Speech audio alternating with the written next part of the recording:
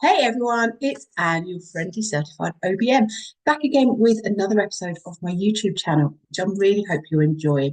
I'd love for you to follow me and hit the notification button to find out when the new episodes are live. Today, I'm going to be talking about scaling your business, and actually thinking about like everybody wants to scale the business, but is it time to scale the business? Is it the right time? So as a business owner, you will want more clients, more revenue, you want to have a big impact, you'll maybe want to think about changing your work-life balance. There are lots of things that scaling a business will mean to you as an individual. But commonly, you're thinking of financial freedom, a greater market share, more influence. There's lots of potential rewards that are at your fingertips if you can scale your business. But if you try and scale your business when you're not ready, when the business is not ready, then it can lead to overwhelm, it can lead to chaos, it can lead to costly mistakes, putting things right because you haven't got that foundation strong enough. And if you've watched my other videos, then you'll know that I talk a lot about the foundations of business, and you need that strong in order to build upon it. If it's not strong, then it's increased stress, operational breakdowns, financial losses. So there's kind of like that opposite of like what you really want, that financial freedom, that reaching of goals, those rewards. And you've got like the negative side of things of trying to do it, but actually not quite getting there. And you're losing money or your business doesn't grow in the way you want to do. So what I really want to think about today is, are you scaling too soon? Are you trying to build your business empire without having those foundations solidly there? So I'm going to talk about 5 signs that you're not ready, but I'm not just going to talk about the problems. I'm going to help you fix it as well. So 5 things that show that you're not ready to grow your business, and equally 5 ways to fix those problems. So I'm going to introduce them. I'm going to give you those solutions, and then you can go off and you can do it. So let's dive in. So the first thing I'm going to ask, actually, before I go on about the stages, is be honest. As you're listening to this, really think and reflect on your business. Think about whether your business falls into any of these signs.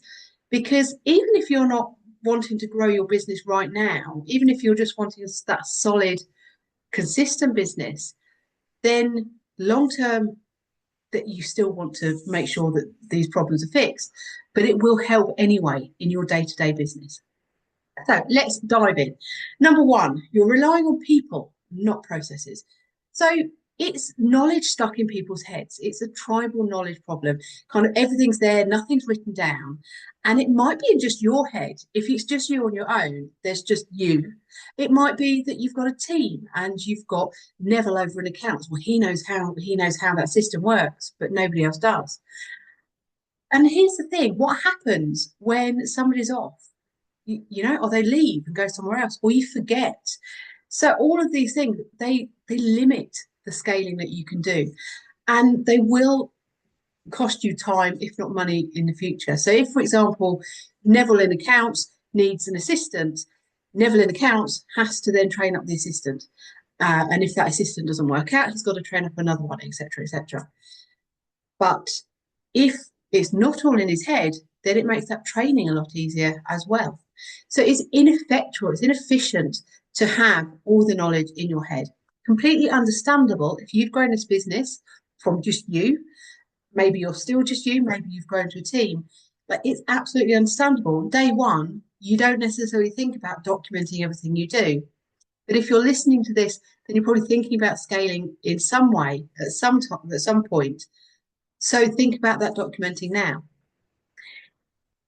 And the other thing is, if it's in your head, specifically your head rather than team, what happens if something happens to you? What if you have to take urgent leave from your business? Who's going to manage that? It's going to potentially grind to a halt because you're not there to do that handover. Okay, so the fix, and that is introducing standard operating procedures. But put really simply, it is documenting what you do. So a standard operating procedure, or an SOP, is a set of instructions that anybody can follow, And it firstly means that every time that procedure is applied, it will be consistent, which will lead to better results, better customer service, better customer experience, things like that. But it will also allow you to scale because you've got those instructions. Brilliant. Somebody new comes aboard. Here you go. You give it to somebody else. Even just as a delegating sort of system for you, like it's in your head.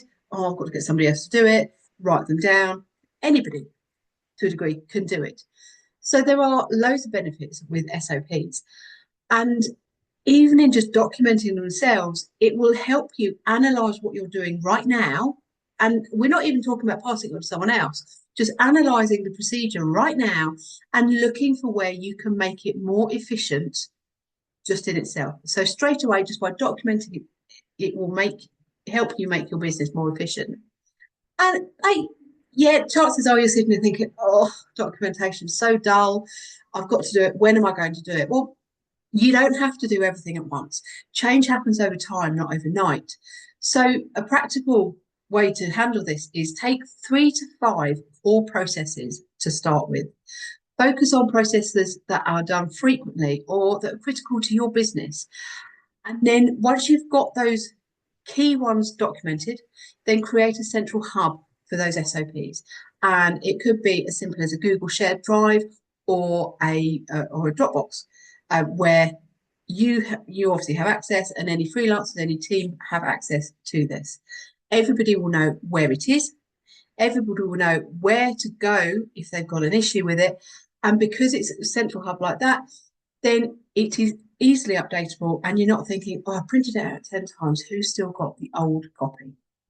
So you're getting it documented and in a central position so that everybody can then work with those SOPs, and you can manage the business much more efficiently. So number 2, and this is kind of like being trapped. You're thinking you're stuck, you're trapped working in your business rather than on your business. So you're bogged down in that day to day. You're putting out fires. You haven't got time to take a step back and to think about the strategy of the business. And that creates a bottleneck because you're so busy just doing all of those day to day things. You can't grow. And the long term consequences of it is the business will stay the same. The business will just stay at the same size, but you will likely get burnt out as well because you can't even take that step out to have a bit of time off. You're so busy. And it can be overwhelming with all the daily tasks. You can feel like you're losing control, but you haven't got time to think about it. So you're stuck in this loop. And when you're in that overwhelmed state, or when you're feeling stressed about things, then actually you're going to struggle to even think about or think creatively about the strategies that you can put in your business, about the long-term planning. There is a high risk of burnout, which nobody wants. And if it's your business, then actually, if you burn out, the business is really going to be impacted. So thinking about it, are you constantly reacting to urgent issues? Are you always kind of like, oh, I've got to do this, I've got to do that? Or are you able to think, well, I've got some time now. I'm proactively planning for the future of the business. I've got my business plan for the year. I know what my marketing plan is. Have you got that in place to look forward? Well, if you haven't, then let's look at how we can fix it. So you're busy working in your business, not on your business. So let's focus on reclaiming the time and shifting to leadership. So it's the importance of shifting away from working in your business, being part of business and its day-to-day running, and stepping back and working on a business. So that allows you to have a much better operational and strategic view over the business. And the chances are you don't need to be bogged down with all the day-to-day stuff. Of course, there are going to be things that only you can do, but the other things, well, that's where you give it to somebody else. That's certainly one way. Delegation is one way, but you can look at strategies just for yourself. So block out dedicated recurring time, and that will give you time for strategic thinking, for planning, and you need to look at it like a non-negotiable appointment. It is not something that you can say, oh, something better's come up, or a client urgently needs me, I'm going to move it. You need to keep that. Otherwise, you're going to stay stuck where you are. Delegate though, delegate and outsource. So that's when, again, going back to number one, if you've got the documents, there's SOPs in place, this makes it much easier. You haven't got to think, well, I haven't got the time. And then you start feeling overwhelmed about getting new people on. But look at your daily tasks and get rid either completely, maybe you're doing things that actually you don't need to do at all. So either eliminate them completely or delegate them to someone else, to someone who is actually dedicated to doing what it is. That's their area of genius, so that you can then spend your time better. Number three, you don't know your finances.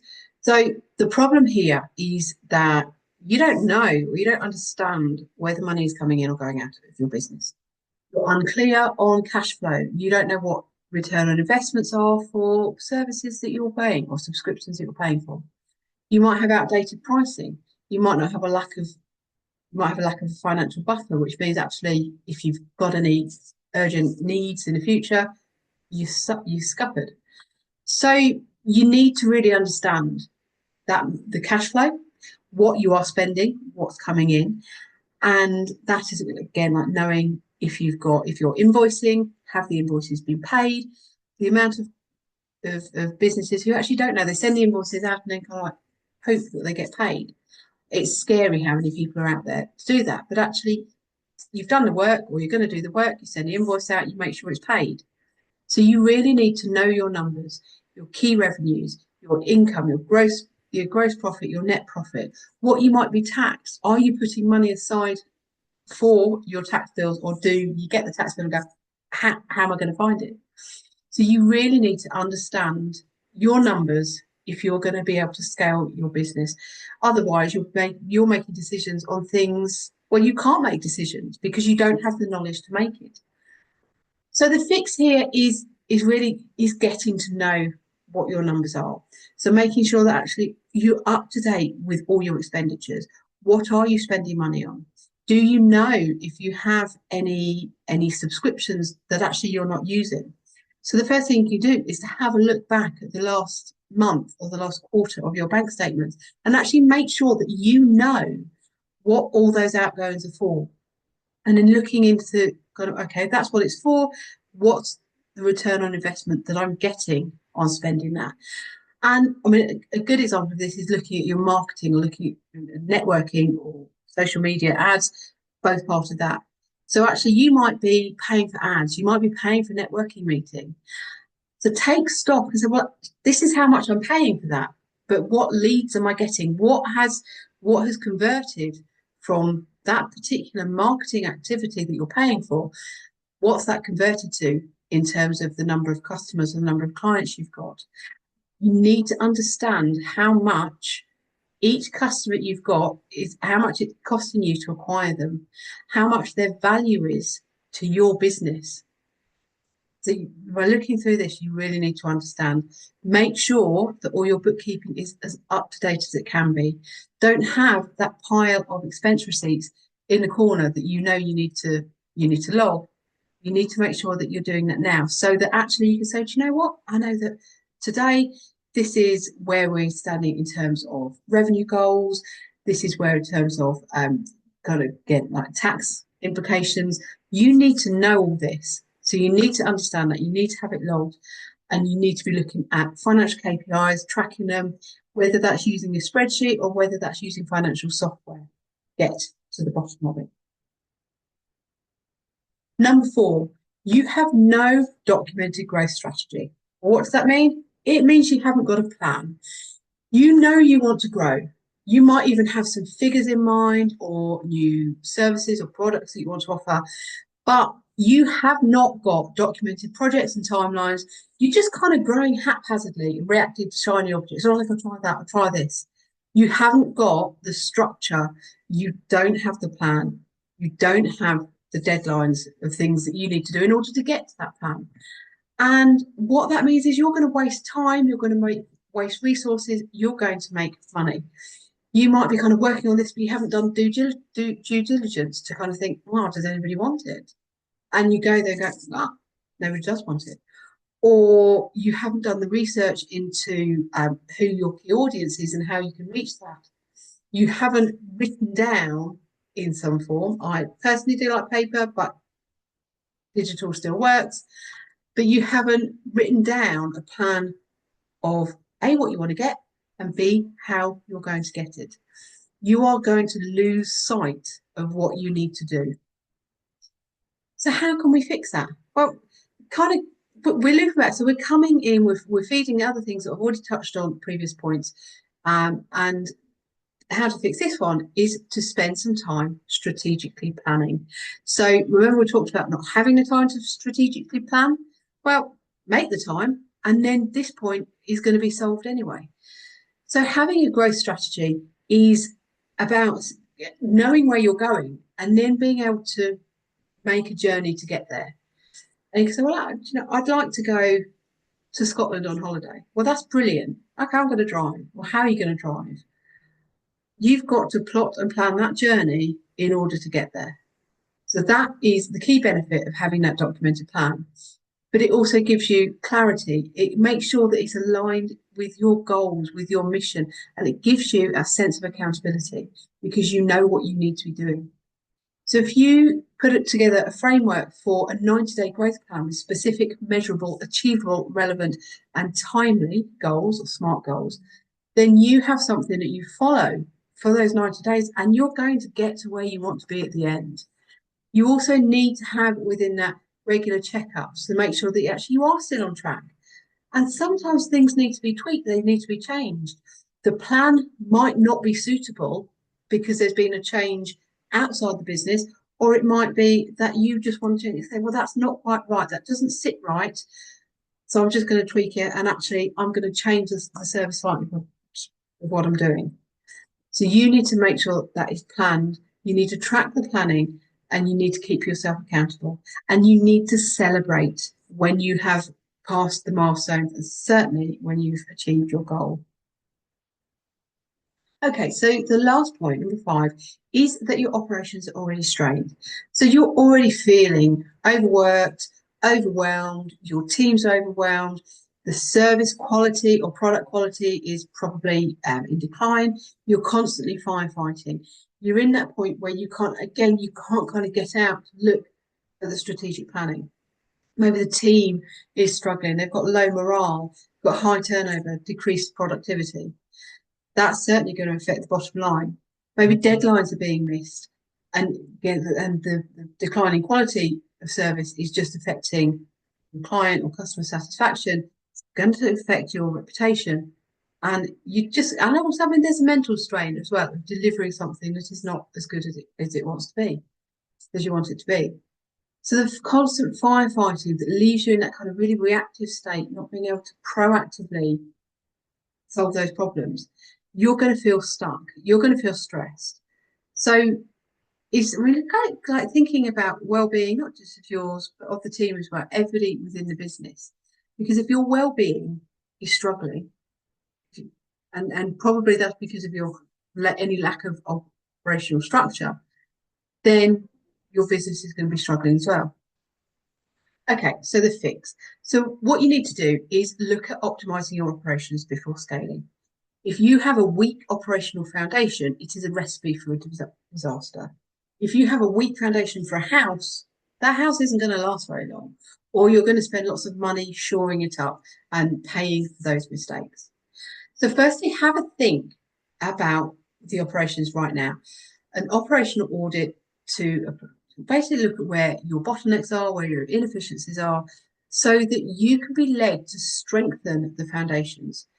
And that might be through improving workflows, communication systems, using technology. There's loads of softwares and AI out there to support you. Or it might be providing team training. So you are really making sure that everything within your business is really, really strong, that the operations are strong, that your team is strong, so that then you can move on. You can build on the workflows, you can build on that communication, you can expand how you use the systems that you've got in place. Right, so that's 5 signs that you might not be ready to scale your business, but also 5 solutions that means that you can scale your business. So scaling your business is great, but it only works if you're going to have that right foundation, that strong foundation. If you don't have, or if you don't check in that you've got a strong foundation, then you're going to negatively impact yourself and your business, and that's through time and through cost. So it is worth spending that time to think about what you've got right now and to make sure that is strong. If you want to build a strong house, you build a strong foundation first. You spend that time on the groundwork that no, you can't see before you can see this beautiful, wonderful house. But I know you can do it. So you just need to take a step back, maybe block out some time in your diary to make sure that you actually look at your business. Take 15 minutes every morning over a cup of coffee for a week to have a look at how your business is, how it's performing compared to these 5 points, and to see if you're ready to scale. If you want to read or see more about what I do, then head over to social media and you can take a look. And of course, if you need help with your business, then just give me a shout. But for now, that's Anne, your friendly certified OBM, and I will catch you in the next episode.